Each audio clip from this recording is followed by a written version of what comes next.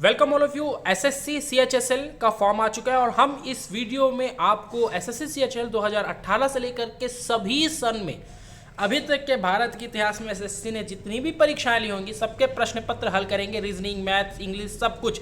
और ये railway, UPSC आपके सभी प्रतियोगी परीक्षा में काम आएगा, क्योंकि जो प्रश्न एसएससी पूछता है वो हमने पाया है कि रेलवे या स्टेट पीएससी या यूपीएससी अपने सी सेट में भी पूछ लेता है। तो हमको इत्मीनान से इन प्रश्नों को हल करना है। मैं 2018 के प्रश्न के रीजनिंग सेक्शन को शुरुआत कर रहा हूँ। पहला प्रश्न इसी का है। पहला प्रश्न कहता है कि अगर दर्पण की आकृति के बाएं ओर रखा जाए तो दी गई आकृति का सही दर्पण छवि को चुनना है। यानी कि अगर इस आकृति जो हम लोग को दी हुई है, इस आकृति के इस दिशा में अगर मैं कोई दर्पण रख दूं, देखिए ध्यान से, अगर इस आकृति के इस दिशा में मैं कोई दर्पण रख दूं तो वो आकृति कैसी दिखेगी। जरा ध्यान से देखिए, कैसा बना हुआ, ऐसा कुछ आकृति बना हुआ इसके अंदर में वाई की तरह। इस आकृति को मैंने यहाँ बनाया, दर्पण को मुझे बाईं ओर रखना है, यानी कि इस आकृति के इधर। जरा इसी आकृति से हम महसूस करते हैं कि इस आकृति में अगर मैं बाईं ओर दर्पण रख दूं तो आकृति कैसे दिखेगी हमें। दर्पण में कुछ इस प्रकार से, यानी कि ऐसी आकृति दिखने वाला छवि इन चारों ऑप्शन में हमको चुनना है, जिसमें वाई इस तरह से बना हो। क्योंकि अगर दर्पण में ऐसे जा रहा है एरो, तो दर्पण में इस तरफ से अगर हमने दर्पण यहाँ पे रखा है तो ये ऐसा कुछ दिखना चाहिए। तो ऐसा वाला छवि कौन सा है हम देखते हैं। आइए इनमें हम आकलन कर लेते हैं। ये चार ऑप्शंस आप लोगों को दिख रहे हैं। चारों में देखिए जो मैंने वाई बनाया था वैसे वाली दो छवियां हैं ये, जिनमें ऐसे वाई जा रहा हो, क्योंकि हमने डायग्राम में ऐसा देखा है। अब हमको ये देखना है कि इनमें एक कोई सही होगा और एक कोई गलत होगा। ध्यान से देखिए, इसमें जो एरो है, ये जो लाइन बनी हुई है, ये लाइन अंत तक गई है। लेकिन जब हम थर्ड वाले में देखते हैं तो थर्ड वाले में यहाँ पे लाइन को पूरा कंप्लीट नहीं किया है। यही कारण है कि थर्ड वाला नहीं आएगा। फर्स्ट वाला तो ऐसे ही नहीं आना था, सेकंड वाला आ जाएगा और सेकंड वाला इज द राइट आंसर। उम्मीद करता हूँ आप लोगों को समझ में आया होगा। बस इस वीडियो को अंत तक देखिएगा, मैं एक भी प्रश्न नहीं छोड़ने वाला और सभी प्रश्नों को बहुत डिटेल से समझाऊंगा। प्रश्न क्रमांक 3 है, पढ़ते हैं प्रश्न क्रमांक 3 का। Select the word pair in which the two words are related in the same way as are the two words in the following pair. देखो एक पेयर दिया हुआ है, मुंबई और कैपिटल। एक मन में आता है प्रश्न कि मुंबई और कैपिटल का क्या रिलेशन। भारत का कैपिटल तो दिल्ली है, लेकिन भारत की आर्थिक राजधानी मुंबई को कहा जाता है। इससे हमें देखना है कि यहाँ पे क्या जुड़ता है। देखिए न्यूयॉर्क और चाइना का कोई मेल नहीं है, कोई मेल ही नहीं जमता। दिल्ली और ताजमहल का कोई मेल नहीं है, मेल ही नहीं है। हील और हाई का एक मेल तो है, पर राजधानी से इसका कोई रिलेशन नहीं जोड़ रहा। हमें मालूम है येन करेंसी होती है, येन जैसे रुपया भारत की करेंसी है ना, उसी प्रकार से येन करेंसी होती है। एक नोट की गिनने की एक प्रणाली है, करेंसी की एक नाम है। तो इसलिए क्योंकि मुंबई एक आर्थिक राजधानी थी तो अर्थव्यवस्था से यह जुड़ता था, तो आर्थिक गतिविधियों से जुड़ रहा है, येन हमारा सही हो जाएगा। अगले बिंदु में अपन चलते हैं कि एक पासे की 3 अलग अलग स्थितियां नीचे दी गई हैं, तो 6 के सामने वाले फलक पर कौन सी संख्या आएगी। बहुत सरल प्रश्न है, देखिएगा ये एसएससी में पूछा हुआ है और ये सभी बैंकिंग, रेलवे, यूपीएससी, सीसेट, एसजीपीएससी पूछेगा। ये प्रश्न बोल रहा है कि यदि किसी के संख्या के 6 के सामने कौन आएगा। देखिए एक पासा आप सभी ने देखा है, लूडो सांप सीढ़ी में जो हम पासा उपयोग करते हैं वही पासा।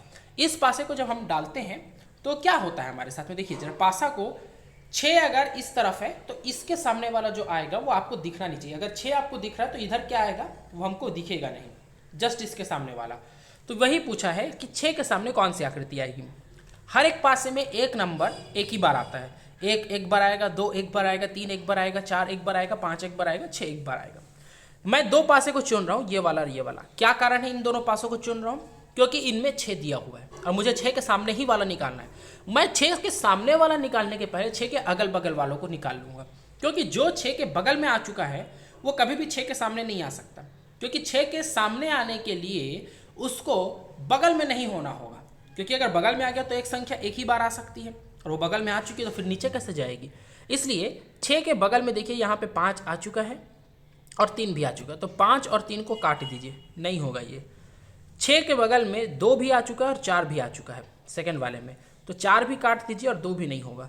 तो जब 2, 4, 3, 5 सब अगल बगल में आ चुके हैं तो एक ही मात्र संख्या बचती है, एक ही वो संख्या होगी जो 6 के जस्ट सामने में गई होगी। अगले बिंदु में चलते हैं अपन। निम्नलिखित 4 शब्दों में से 3 शब्द निश्चित तरीके से एक जैसे हैं और एक अलग है। देखिए श्यामपट्ट हमको दिया हुआ है, एक कोई ऐसा शब्द होगा जो ऑड होगा, विषम होगा, उसको हमको चिन्हित करना है। श्यामपट यानी कि ब्लैक बोर्ड दिया गया है। डस्टर मिटाने के काम आता है। लेखन सामग्री पढ़ाई की सामग्री, किताबें या जो भी ले लीजिए। और चौक का मतलब हो गया हम लोग जो लिखते हैं। इन चीज़ों में देखेंगे आप लोग तो आपको ये मालूम चलेगा कि चौक से हम ब्लैक बोर्ड में लिखते हैं, इसका संबंध सीधे ब्लैक बोर्ड से जुड़ रहा है, और लिखे हुए सामान को फिर इरेज कर देते हैं, इसका भी संबंध सीधे ब्लैक बोर्ड से जुड़ रहा है। चौक और डस्टर तो सीधे तौर पर ब्लैक बोर्ड से जुड़ रहे हैं, जबकि लेखन सामग्री जो है वो सीधे तौर पर ब्लैक बोर्ड से जुड़ी नहीं है। अध्ययन की सभी सामग्रियां हैं पर सीधे तौर पे नहीं जुड़ी हुई, इसलिए याद रखिएगा कि यहाँ पे लेखन सामग्री जो है वही अलग है, थोड़ी सी विषम है, बाकी तीनों एकदम मेल खा रही हैं, तीनों हमारी जुड़ी हुई हैं। अगले बिंदु में चलते हैं। अगस्त 1 जनवरी 2017, बहुत बेहतरीन प्रश्न, इसमें लोग आप लोग कंफ्यूज होते हैं। एक चीज याद रखिएगा, मैं आपको कैलेंडर का पूरा एक अलग से सीरीज भी लेकर के आ जाऊंगा जिसमें हर एक प्रश्न को डिटेल से हल करेंगे, पर फिलहाल इस बात की याद रखना कि कैलेंडर टॉपिक में अगर किसी साल का पहला दिन है और वो साल साधारण वर्ष है, तो साधारण वर्ष की स्थिति में किसी भी साल का जो पहला दिन होता है वही उस साल का अंतिम दिन भी होता है। और इसी को सोच में रखते हुए इस प्रश्न को पढ़ दीजिए और आप लोग अभी आंसर दे देंगे। 1 जनवरी 2017 को रविवार था, तो 31 दिसंबर 2017 को कौन सा सप्ताह में कौन सा दिन होगा? अरे भैया 1 जनवरी यानी शुरुआती दिन, पहला दिन इस साल का, और 31 दिसंबर यानी कि इस साल का अंतिम दिन। अभी मैंने क्या बोला? किसी भी साधारण वर्ष में 365 दिन वाले साल में अगर साल का पहला दिन भी वही था तो अंतिम दिन भी वही होगा, यानी कि रविवार अगर 1 जनवरी को पड़ रहा था तो 31 दिसंबर को भी रविवार पड़ेगा। आंख मूंद के रविवार लगा दीजिए, हो गया उत्तर। सब में यही होगा, बस साधारण वर्ष होना। लीप वर्ष में क्या होगा, एक दिन अधिक हो गया तो एक दिन का बाद वाला दिन आ जाएगा। अगले में चलते हैं अपन। शहद का संबंध मधुमक्खी से है, उसी तरह अंडे का संबंध किससे होगा? मधुमक्खी से ही शहद मिलता है, यानी कि मधुमक्खी शहद देती है, इकट्ठा करती है और उसका निर्माण करती है। ठीक उसी प्रकार से अंडा कौन देता है इन चारों में? पक्षी देता है ना अंडा, तो पक्षी को लगा दीजिए। अगले बिंदु में आते हैं। अगर देखिए एक प्रश्न ये आप लोगों को ये वाला देते हैं। 9वां नंबर जो प्रश्न कहता है कि निम्नलिखित समीकरण को सही बनाने के लिए किन्हीं दो चिन्हों में आपस में बदलना है। क्या दिया हुआ है?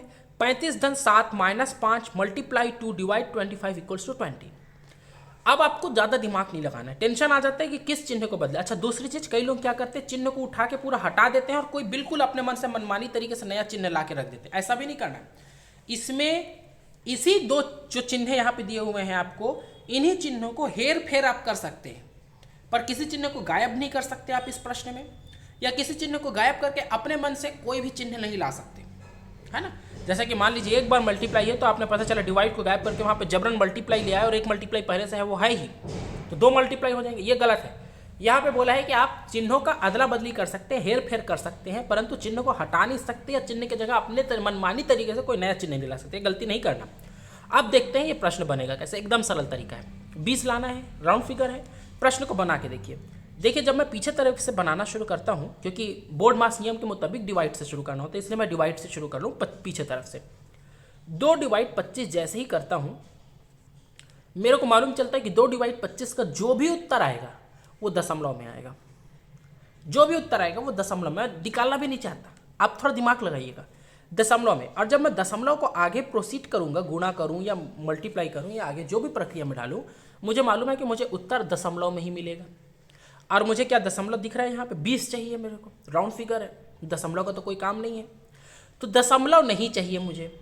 और उसके लिए क्या करना पड़ेगा? उसके लिए कुछ नहीं करना पड़ेगा, इसके लिए डिवाइड को हटाना पड़ेगा।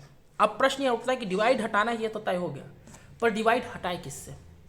उससे हटाओ जिसमें बीच में डिवाइड लगाओ तो दशमलव ना आए, क्योंकि दशमलव ना आए इसीलिए डिवाइड को हटा रहे हैं। देखिए अगर मैं इस डिवाइड को हटाऊं यहाँ से और 2 और 5 के बीच में लगा दूं इस जगह पे, तो भी आपको मालूम चलेगा कि 5 में 2 जाएगा तो 2.5 आता है, दशमलव आ रहा है। 7 और 5 के बीच में अगर डिवाइड लगाऊं तब भी दशमलव आएगा, लेकिन 35 और 7 के बीच में डिवाइड लगाऊंगा तो दशमलव नहीं आने वाला। अब इसी को चेंज कर देते हैं, 35 और 7 के बीच वाले धन को ले आते हैं डिवाइड के जगह में, और इधर वाले डिवाइड को ले जाते हैं 35 और 7 के बीच में। देखिए अब बनता है क्या क्वेश्चन? 35 डिवाइड 7 डिवाइड हो गया है प्लस, आगे की प्रक्रिया सेम रहेगी, -5 मल्टीप्लाई 2, और डिवाइड के जगह में फिर हमको इधर बदल के रख देना है +25। हल करते हैं। 7 की टेबल में 35 5 बार में आता है, तो 5 -5 मल्टीप्लाई 2 प्लस 25। आपको ये ध्यान रखना है कि सब बोर्ड मास के नियम के मुताबिक मल्टीप्लाई सबसे पहले होता है, तो 5 में अगर मैं 2 का मल्टीप्लाई करूं तो ये 10 बन जाएगा, 10, 25 और -5। इसको हल करेंगे तो आपको 20 आंसर आ जाएगा जो हमको चाहिए था, यानी कि ये बन गया हमारा। तो यही नियम से हमको दिमाग लगा करके आगे बढ़ना है, इसलिए ऑप्शन 3 सही होगा। हमने प्लस और डिवाइड में अदला बदली करी है। ये प्लस जो था इसको हटा करके यहाँ ले आया है और ये जो डिवाइड थे इसको हटा करके यहाँ ले गए हैं। अगले प्रश्न में